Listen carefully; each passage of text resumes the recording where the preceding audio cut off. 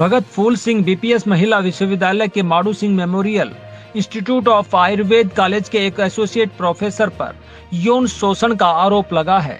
BMS की छात्राओं ने एसोसिएट प्रोफेसर को बर्खास्त कर आवास खाली कराने व कानूनी कार्रवाई करने की मांग करते हुए शनिवार को कॉलेज के गेट पर ताला जड़ सड़क पर बैठकर हड़ताल शुरू कर दी। छात्राओं ने एसोसिएट प्रोफेसर पर विभिन्न कार्य कराने के बहाने कैबिन में बुलाकर यौन उत्पीड़न और वीडियो कॉल कर अश्लील शब्दों का प्रयोग करने का आरोप लगाया। छात्राओं का आरोप है कि विश्वविद्यालय प्रशासन को शिकायत देने के 11 दिन बाद भी एसोसिएट प्रोफेसर का निलंबित नहीं किया गया। उधर विश्वविद्यालय प्रशासन का दावा है कि सस्पेंड करने के साथ ही उसके परिसर में प्रवेश करने पर बैन लगा दिया गया है।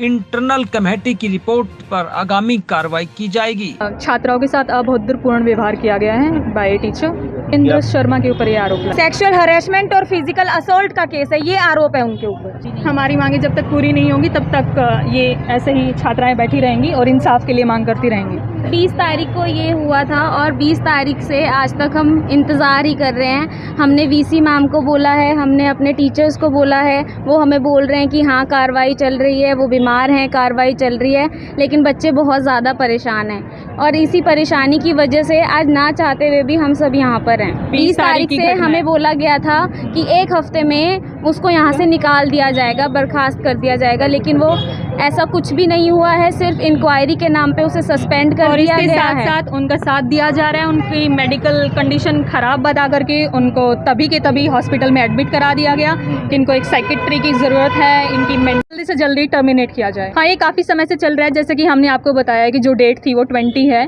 पहले भी ऐसा हो चुका था, लेकिन हमारे पास कोई सबूत नहीं थे। लेकिन अब हमारे पास पुख्ता सबूत हैं जो कि कह देते हैं कि नहीं, लड़की ही गलत होगी, लड़की ही गलत होगी, जो कि हर बार एक लड़की के ऊपर उंगली उठाई जाती है। जब आज एक लड़की दिखा रही है कि नहीं मैं गलत नहीं हूँ, मेरे साथ ये चीज़ हुई है, तो स्टिल उसके बाद भी अभी तक कोई कार्यवाही नहीं की। उन्होंने सिर्फ उनको सस्पेंड किया है। उन्होंने सिर्फ यही कहा कि हम उनको टर्मिनेट कर देंगे, 2 दिन में टर्मिनेट कर देंगे, लेकिन अभी 20 तारीख से देख लीजिए आप खुद, 10 दिन से ज़्यादा हो चुके हैं, अभी तक कोई कार्यवाही उन्होंने अच्छी नहीं की। जब तक हमें न्याय नहीं मिलेगा तब तक ये ऐसे ही चलेगा। उन्हें अटेंडेंस मार्क करवाने तो आना ही पड़ेगा। क्या ऐसा हो सकता है कि एक मरीज रोज़ की रोज़ हॉस्पिटल में जाकर एडमिट भी हो जाए और फिर अटेंडेंस मार्क कराने डिस्चार्ज होकर आ भी रहा है बार बार?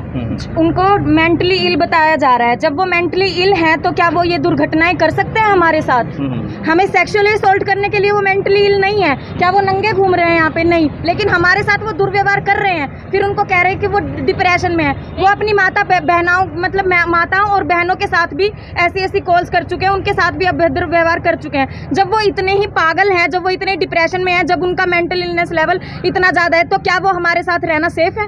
20 तारीख को ये सब हुआ है हमारे साथ। हमने इनकी हेल्प लेनी चाहिए। इन्होंने की सस्पेंशन लेटर निकाला, लेकिन अब हमें सिर्फ और सिर्फ टर्मिनेशन चाहिए। अगर वो पेशेंट हैं, हम बीइंग ए डॉक्टर समझ लें क्या, तो फिर उनको सिर्फ ये सेक्सुअल हरासमेंट दिख रही है। और ये जो नाबालिकाएं जो यहाँ पे पढ़ने के लिए आ रही हैं, क्या उनको सिर्फ यही बच्चियाँ दिख रही हैं उनके पास जो ये कॉल कर रहे हैं? उनके पास ही कॉल करके उन्हें गलत बातें बोल रहे हैं, वीडियो कॉल पे गलत चीज़ें दिखा रहे हैं, चीज़ें बोल रहे हैं उन्हें करने के लिए, अपने कैबिन में उन्हें बुला के उन्हें गलत तरीके से छू रहे हैं। ये चीज़ें बिल्कुल भी टॉलरेबल नहीं है, इसलिए आज ये सारी और उनको बोला जा रहा है कि बेटा एक बारी आओ, तुमसे काम है। ये भी नहीं है कि भाई छात्रा है, बस ये कि हमें काम है, एक बारी के लिए आओ, बात करनी है, बेटा ये काम है, तुम ये काम कर दो। उस चक्कर में उनको बुलाया जा रहा है और फिर उनके साथ ये सब गलत हरकतें उनके साथ की जा रही है। के साथ नहीं हुआ है, बहुत सारी बच्चियों के साथ हुआ है और उनके पास कोई प्रूफ नहीं था, इसलिए वो एक टीचर के अगेंस्ट नहीं बोल पा रही थी। इस बारे में अभी कोई बात नहीं हुई है, ना हमने उनको अभी तक कुछ कहा है।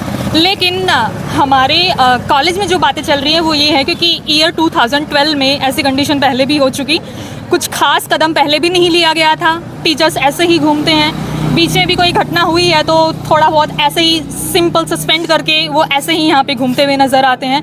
एट द सेम टाइम जब ये चीज़ हुई है तब भी हमें यही कहा जा रहा है कि पहले भी ये चीज़ें हो रही हैं, थोड़े दिन के बाद मामला शांत हो जाएगा। हमने अभी तक पुलिस को कोई अप्रोच नहीं किया है, लेकिन जिन नाबालिकाओं के साथ हुआ था उनकी पर्टिकुलर लॉयर्स हैं, हम यूनिवर्सिटी के थ्रू अपना काम करा रहे थे, क्योंकि अभी तक आप जान सकते हैं 11 दिन हो चुके हैं अप्रॉक्स। 11 दिन से हम इनके प्रशासन का कार्यवाही का वेट कर रहे थे कि वो कुछ करेंगे। बच्चियां तो एक नहीं हैं, बच्चियां बहुत सारी हैं। उनका जाम है, उनका नाम है पुष्पेंद्र शर्मा और वो यहाँ पे मौलिक सिद्धांत के अध्यापक हैं।